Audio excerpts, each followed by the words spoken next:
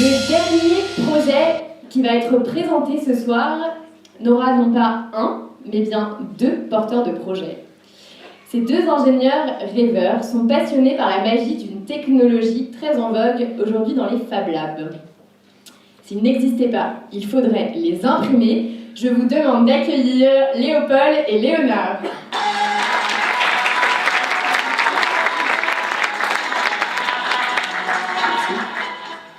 Bonsoir à tous, merci pour cette petite cache-là.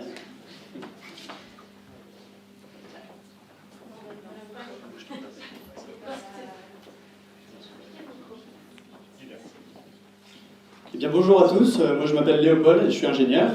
Alors ma petite histoire, c'est qu'il y a 3 ans, en fait, je suis parti travailler dans une ONG en Inde. Et là-bas, j'étais assez marqué par les écarts de richesse.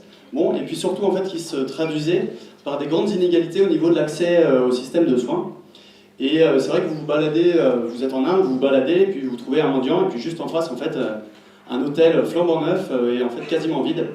Et donc, je me suis pas mal intéressé au sujet, et en creusant, j'ai vu que les chiffres, je suis tombé sur ces chiffres-là, que en fait sur Terre, sur notre petite planète, il y avait 650 millions de personnes en situation de handicap, dont 10 millions qui étaient amputées.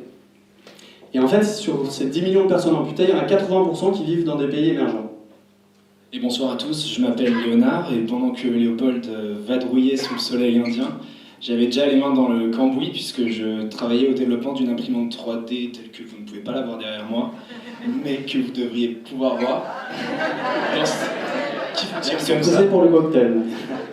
Alors l'impression 3D, ça présente beaucoup d'avantages.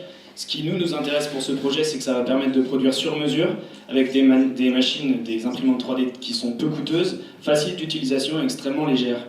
Et en fait, ça va en faire un outil extrêmement précieux pour lutter contre le handicap dans les pays en voie de développement. Alors aujourd'hui, dans la médecine, on fait pas mal de miracles, et en particulier, notamment dans le domaine des prothèses. Sauf qu'en fait, il ne faut pas se leurrer, la haute technologie n'est pas accessible à tous. Parce que si on regarde le high-tech en chiffres, en fait, le high-tech, c'est aussi 90% de nos ingénieurs de la planète qui travaillent pour 10% de la population mondiale. Donc, finalement, quand on regarde ces chiffres, il est un peu urgent de développer aussi des technologies à moindre coût, mais accessibles à un plus grand nombre. Si on prend le prix d'une prothèse high-tech, d'une prothèse de main high-tech, on tourne autour des 30 000 €. Alors que le coût d'une prothèse de main low-tech, c'est à peu près 30 €. Et c'est dans ce contexte que quand Léopold est rentré d'Inde, on a décidé d'unir un peu nos connaissances, nos compétences et nos enthousiasmes pour créer l'association Sanocello, qui veut dire Objectif Santé en espéranto, et qui a pour objectif de donner des formations à la fabrication et à l'utilisation de ces imprimantes 3D low-tech dans les pays en voie de développement au service de la santé. Alors ça peut passer par la fabrication de prothèses de main directement, de prothèses en général, mais aussi de toutes sortes d'objets qui vont faciliter la vie des personnes handicapées.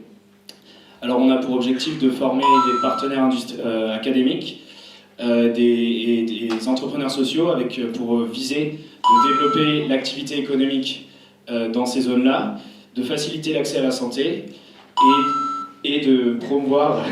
Je suis pas perturbé par les besoins. Et de promouvoir et de donner aux populations locales une vraie économie de production. Et donc, pour mener à bien ces actions, il nous fallait en fait un métier suffisamment flexible pour se permettre de partir plusieurs semaines en bénévolat.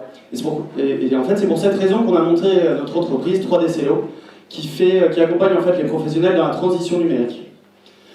Pour le modèle économique de l'association, de Sanocello, on compte sur du mécénat d'entreprise et en échange duquel on propose des actions de communication et de la mesure d'impact sur le territoire. Aujourd'hui, le projet se présente plutôt bien parce qu'on parle en octobre prochain délivrer notre première formation à l'impression 3D au Togo avec notre partenaire local, Afat Gnikou, qui en fait est l'inventeur de la première imprimante 3D africaine. Merci beaucoup.